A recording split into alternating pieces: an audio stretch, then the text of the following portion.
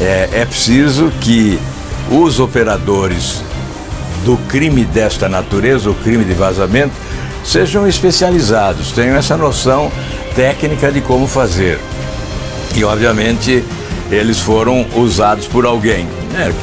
Que interesse teria esse cidadão, por exemplo, de Araraquara, que foi preso, um jovem, ou aquele que era DJ, né, e que foi preso também ontem, acusado deste crime, né? Que interesse pessoal ele teria nisso?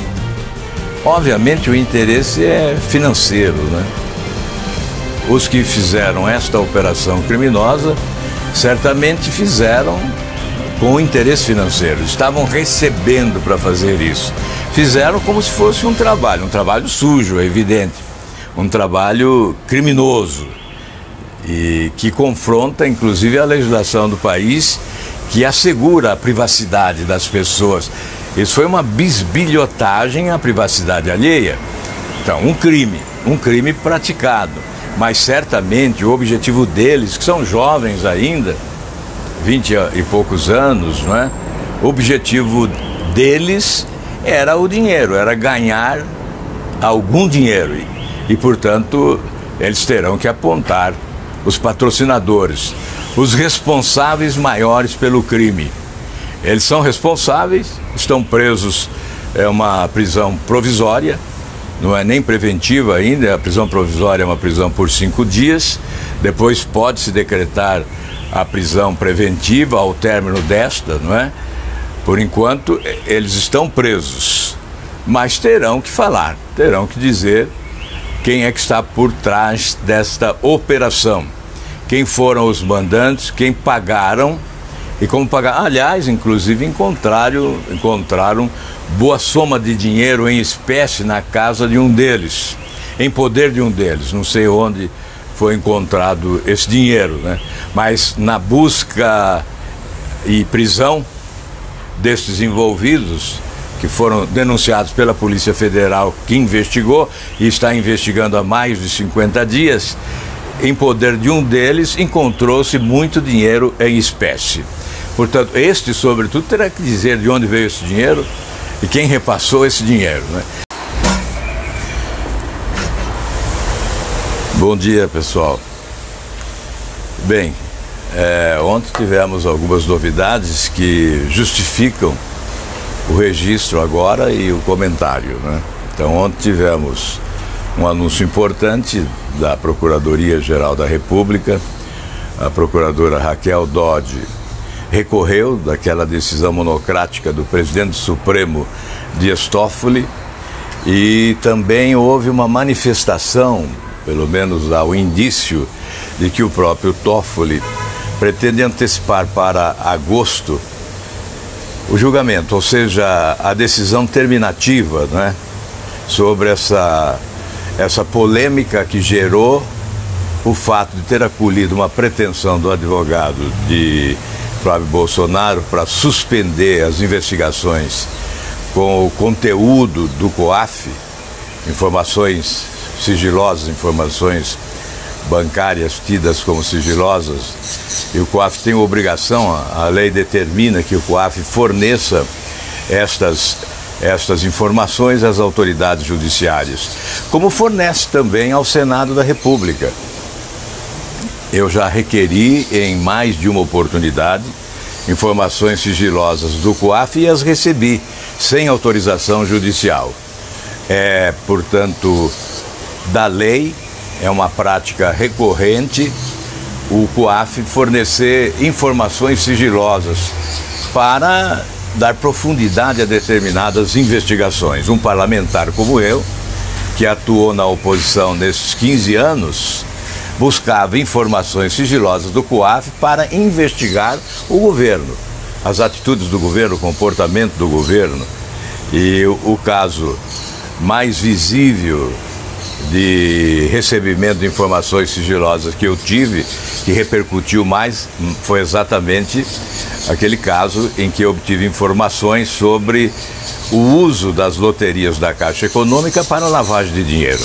Então veio lá um envelope escrito com uma tarja de sigiloso e um documento para que eu assinasse assumindo o compromisso do sigilo, preservação do sigilo, eu acabei, ao abrir o envelope, verificando que estava diante de um crime, supostamente um crime de lavagem de dinheiro, fui à tribuna e denunciei, porque não era possível que alguém pudesse ganhar na loteria mais de 500 vezes, o outro mais de 250 vezes, o outro mais de 100 vezes, enfim, uma festa, né, com o dinheiro da Caixa Econômica Federal por intermédio das loterias administradas por aquela instituição. Então não é novidade que o COAF legalmente forneça informações sigilosas a investigadores do parlamento, inclusive, não é? Não só as autoridades judiciárias que investigam crimes cometidos por agentes públicos ou privados, como é o caso da Operação Lava Jato, outras operações que já tivemos, né? A Operação Zelotes, por exemplo, a Operação Greenfield, a Operação Castelo de Areia, que acabou arquivada, a Operação Satyagraha, a Operação Factor. E agora, esta decisão do presidente do Supremo Tribunal Federal teve um alcance maior, não é? Porque ela se tornou geral e abarca, portanto, todas as investigações em curso, especialmente as investigações de lavagem de dinheiro, exigem informações sigilosas do COAF, não só do COAF, também da Caixa Econômica, aliás, da Receita Federal e do Banco Central, mas especialmente o COAF. Por quê? Para aqueles que ainda não conhecem este assunto, não é? O COAF recebe informações sobre movimentação financeira que extrapole determinada quantia, 5 mil ou 10 mil reais. O banco é obrigado a encaminhar ao COAF toda a movimentação financeira que ultrapasse a casa dos 10 mil reais.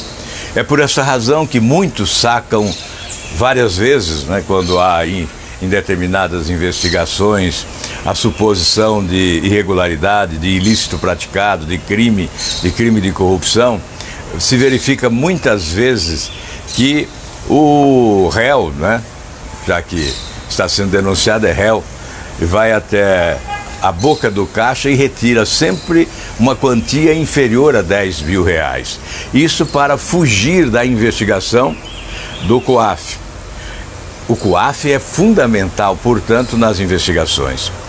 E como disse a própria Procuradora-Geral da República, Raquel Dodge, ao recorrer da decisão do presidente do Supremo, isso compromete a nossa imagem internacionalmente, porque o Brasil tem acordos celebrados com outros países no campo do combate à corrupção internacionalmente, especialmente no campo da evasão de divisas e da lavagem de dinheiro, não é? Tem acordos internacionais que foram celebrados por nós, pelo Brasil, que ficam comprometidos com essa decisão do presidente do Supremo, e isso faz muito mal à imagem do nosso país mundo afora. Então, a Procuradora-Geral da República recorreu ontem ao Supremo Tribunal Federal. E a novidade é que houve uma notícia, pelo menos eu li no blog do jornalista Thales Faria, que tem um blog no UOL, né? E está muito atento, está lá em Brasília, convivendo no Congresso, convivendo no Executivo, no Judiciário, está sempre muito atento com os bastidores, né, dos três poderes. No seu blog ele escreveu ontem, né, que o próprio presidente do Supremo está disposto a antecipar essa decisão. Faz muito bem agora antecipar essa decisão para evitar prejuízo no combate à corrupção, já que esta decisão não alcançou apenas o interessado direto, o proponente, alcançou de modo geral, podendo comprometer cerca de 6 mil investigações e ações que se desenvolvem, exatamente muitas delas em sigilo, né, ao segredo de justiça, e são investigações muito importantes, não dizem respeito apenas à corrupção na administração pública, não se trata apenas da Operação Lava Jato, são tantas outras operações conduzidas pela Polícia Federal que investigam tráfico de drogas, de entorpecentes, contrabando, que investigam até alguns sequestros, né? Isso também é atingido. Enfim, toda sorte de crime, assassinatos, o roubo, não é? Então, é uma operação que se inicia muitas vezes com base na suposição. Uma denúncia que ocorre, o Ministério Público instaura os procedimentos investigatórios, chama a Polícia Federal para a parceria, inicia-se a investigação. E uma das primeiras providências é sempre buscar no COAF informações fundamentais, especialmente quando se trata de corrupção na administração pública, né? Eu que participei de várias CPIs no Congresso Nacional, sei como isto caminha, né? Então, vamos imaginar, vamos supor, como já ocorreu, não é, naquela CPI Cachoeira, nós elaboramos um relatório paralelo que foi fundamental para as prisões que ocorreram depois. A CPI Chapa Branca, dominada pelo governo, presidida e com relator governista, apresentou um relatório Chapa Branca que não levava a lugar algum, e nós, no meu gabinete, trabalhando com técnicos especializados, elaboramos um relatório que eu considero o mais completo e tecnicamente qualificado relatório que nós tivemos nas várias CPIs das quais participei. E nós mostramos nesse relatório paralelo, principalmente que o dinheiro saía lá do DENIT em obras na área dos transportes, né? Passava aí por empresas constituídas para ocultação de valores e lavagem do dinheiro. Então passava por empresas chamadas empresas laranjas, e nós chegávamos até o destino final do dinheiro, se era no Brasil ou no exterior, e quem era o beneficiário. Pois bem, esta investigação que fizemos no Legislativo, lá no meu gabinete, e apresentamos um relatório paralelo, serviu à Polícia Federal. Posteriormente houve uma matéria na revista Veja que repercutia exatamente o que o nosso relatório apresentava e que foi encaminhado à Polícia Federal. A fonte da matéria da revista Veja foi exatamente a Polícia Federal, que valeu-se, obviamente, de dados iniciais fornecidos pelo nosso relatório. A Receita Federal nos procurou, foi ao nosso gabinete para buscar todas as informações que reunimos e somamos, a fim de ir perseguir, investigar e, obviamente, tomar as providências legais cabíveis em relação às chamadas empresas laranjas, que foram organizadas para a lavagem do dinheiro e a ocultação dos valores. Por isso, eu destaco sempre a importância do COAF. É óbvio, a Receita Federal é importante e o Banco Central também, nestas informações, ao fornecer estas informações. Mas, sem dúvida, o COAF é a instituição aparelhada para isso, com pessoas especializadas e que tem um material para exploração, que recebe de todos os bancos, ou seja, do sistema financeiro de modo geral, público e privado, as informações necessárias, aquelas informações que dizem respeito à movimentação financeira que extrapola aí a casa dos R$10.000. Portanto, é muito sério isso que foi feito pelo presidente do Supremo.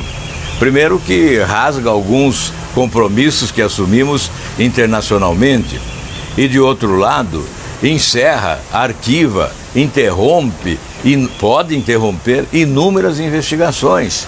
E de outro lado, fornece munição para advogados tentarem, inclusive, anular provas que foram obtidas com base nessas informações do COAF, a partir dessas informações do COAF, que depois possibilitaram a quebra do sigilo bancário, que aí desenha melhor a movimentação, o recebimento e o repasse dos recursos àqueles que foram os beneficiados, eventualmente, de um esquema de corrupção. Então isso é muito grave, isso é muito sério. Isto é, sem dúvida, uma trombada nesse processo de limpeza que se faz hoje no país pela Polícia Federal, pelo Ministério Público e pela Justiça de primeira instância, sobretudo, né, com as investigações que caminham. Mas, portanto, ontem tivemos uma boa notícia. A primeira boa notícia, o recurso da Procuradora-Geral da República, que dá a munição, não é, para que o Supremo se reúna para discutir e deliberar a respeito. E depois, este indício de que o próprio presidente do Supremo dispensará as pressões e ele próprio tomará a iniciativa de antecipar este julgamento. E nesse julgamento, certamente, chegaremos à conclusão se é possível prevalecer a decisão em relação ao primeiro interessado, ao que propôs, ao proponente, ou então se esta decisão será anulada de forma cabal e definitiva, não valerá para ninguém, nem para o proponente, nem para os demais. Isso tudo fica, obviamente, na alçada do Supremo Tribunal Federal, que eu espero realmente se reúna agora, já no início de agosto, para colocar um ponto final nesta questão. A outra notícia, portanto, veja que é muito importante este assunto, não é um assunto irrelevante, não é? Ele não está tendo esse destaque todo, e está tendo esse destaque todo certamente porque é um assunto muito importante que envolve muitos interesses, né? Não só o interesse daquele que já foi condenado e está preso, que sempre tem a esperança e o sonho de rever decisões judiciais competentes, de anular decisões judiciais, ou aqueles que estão sendo investigados, né? E, obviamente, desejam ver o COAF longe, para que a investigação não seja eficiente, não se complete, não apresente resultados, ou mesmo aqueles que já passaram por essa fase de investigação preliminar, já estão na alçada do Ministério Público para a denúncia e, obviamente, ficam esperançosos de que uma decisão como essa possa permitir aos seus advogados anular tudo, cancelar, arquivar e encerrar o episódio, fazendo prevalecer a impunidade, né? Então, é por isso que nós estamos dando destaque, voltando a este assunto. Falamos ontem, voltamos hoje, porque nós consideramos ele da maior importância na esteira desse desejo do Brasil de ver principalmente a atividade pública passada limpo, para reduzir os índices de corrupção e para despertar mais esperança no povo brasileiro que é possível ter, sim, governantes mais sérios, mais honestos, mais capacitados no combate à corrupção e, sobretudo, na superação dos problemas que nos afligem, certamente tendo como uma das causas essenciais a corrupção dos últimos anos, que levou o país a essa catástrofe de uma situação de economia paralisada, de finanças públicas arrebentadas, de dívida pública que cresce de forma assustadora. Bem, o outro episódio de ontem, que vem também na esteira de toda esta movimentação de combate à corrupção no país, foi a prisão de quatro, né, dos supostos envolvidos nesse crime de vazamento de diálogos que foram realizados por escrito, né, por mensagens escritas através do Telegram, que é um método moderno de comunicação que facilita certamente e dá agilidade aos procedimentos judiciais. Se antes um juiz, para conversar com o procurador, teria que se deslocar, ir até o gabinete dele ou vice-versa para um entendimento, hoje se faz com maior facilidade, agilidade, não é? Por intermédio do WhatsApp ou do Telegram, como se fez, e deu origem a este crime que ganhou grande repercussão no Brasil e até no exterior, porque envolve inclusive um estrangeiro que veio para cá como jornalista, que tem um site chamado Intercept e que foi o divulgador desse material todo, né? E uma divulgação feita em parcelas, né? Ou a prestações, conta-gotas, né? Em capítulos, como se fosse a novela A Montanha que Pariu o Rato, né? Porque, na verdade, a espetaculosidade toda não alcançou certamente a repercussão que se imaginava. anuncia-se um espetáculo bombástico e depois o que ocorre não alcança as expectativas que foram geradas pelo anúncio.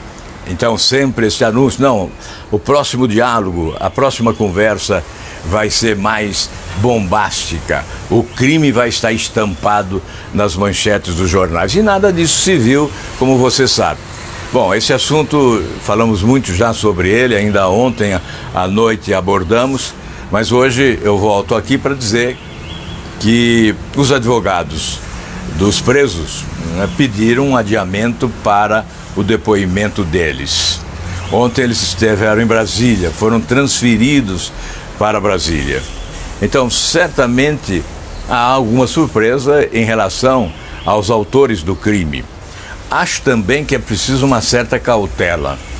Nós não podemos já ter como definitiva a solução deste crime de vazamento. Certamente os policiais terão dificuldades de arrancar confissões. Então nós temos que ter a necessária cautela, porque eventualmente poderá se alegar que não foram eles os responsáveis, não é?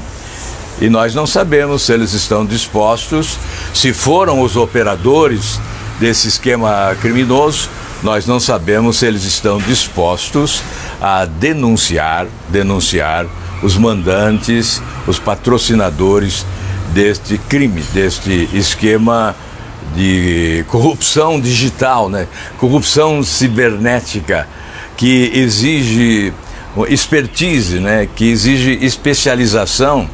Eu sei, você sabe, todos nós sabemos, eu sou um amador em internet, faço aqui essa comunicação com você diariamente, mas não sou um especialista. Então é preciso que os operadores do crime desta natureza, o crime de vazamento, sejam especializados, tenham essa noção técnica de como fazer.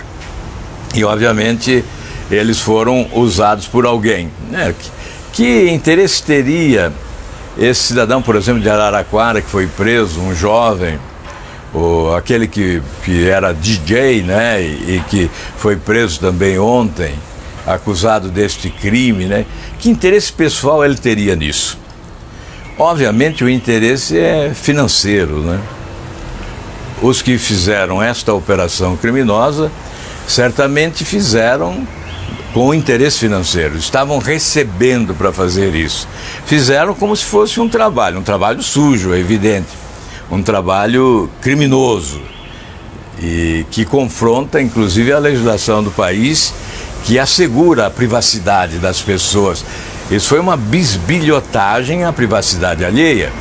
Então, um crime praticado, mas certamente o objetivo deles, que são jovens ainda, 20 e poucos anos, não é?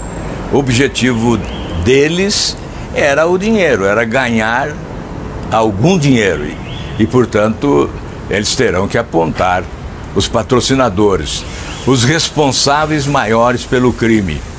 Eles são responsáveis, estão presos, é uma prisão provisória, não é nem preventiva ainda, a prisão provisória é uma prisão por 5 dias, depois pode-se decretar a prisão preventiva ao término desta, não é?